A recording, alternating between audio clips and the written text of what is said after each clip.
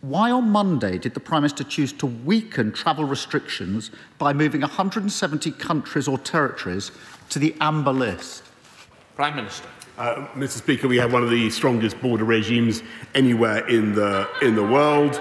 There are currently 43 countries on the red list, Mr. Speaker. But if you're coming from an amber list country, everybody should know that if you travel to an amber list country for any emergency or any extreme reason that you have for doing so, when you come back, Mr. Speaker, you not only have to pay for all the tests, but when you come back, you have to self-isolate for 10 days. We are invigilating it, and people who fail to obey the quarantine can face fines, Mr. Speaker, of up to £10,000. The suggestion that in the last few days there has been a 95% drop-off in travel to amber list countries, Prime Minister, I don't think holds water. And I'm trying to understand the logic of the government's position.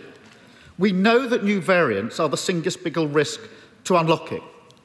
We know that the government doesn't think people should travel to amber list countries, save in extreme circumstances. But the government's made it easier to do so.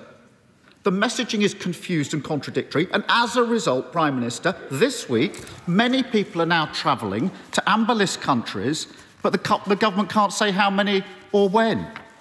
Mr. Speaker, we're an island nation. We have the power to stop this. Why doesn't the Prime Minister drop this hopeless system, get control of our borders, and introduce a proper system that can protect against the threat of future variants of the virus? Prime Minister. Actually, Mr. Speaker, I think what would be helpful, I've set out the position about amber list countries, I think, very clearly, at least twice.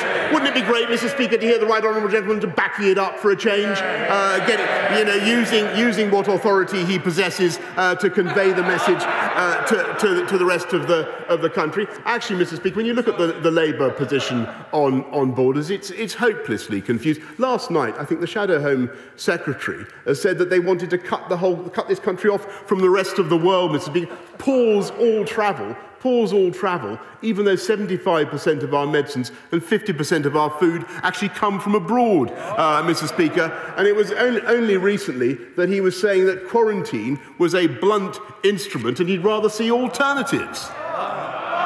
Keir Starmer. Mr. Speaker, the Prime Minister is just wrong again. We've called for a blanket hotel quarantine for months. I raised it here 3 times at Prime Minister's questions. The government ignored it every time, and look where we are now, talking about the Indian variant. Mr. Speaker, the Prime Minister's former adviser had this one right. He said the government's border policy was a joke. Our borders have been wide out open pretty well throughout the pandemic. There was no hotel quarantine system in place until February this year, but that's not true. Flights are still coming in from India, and even as the variant is spreading, the Prime Minister decides now is the time to weaken the system even more. It's ridiculous.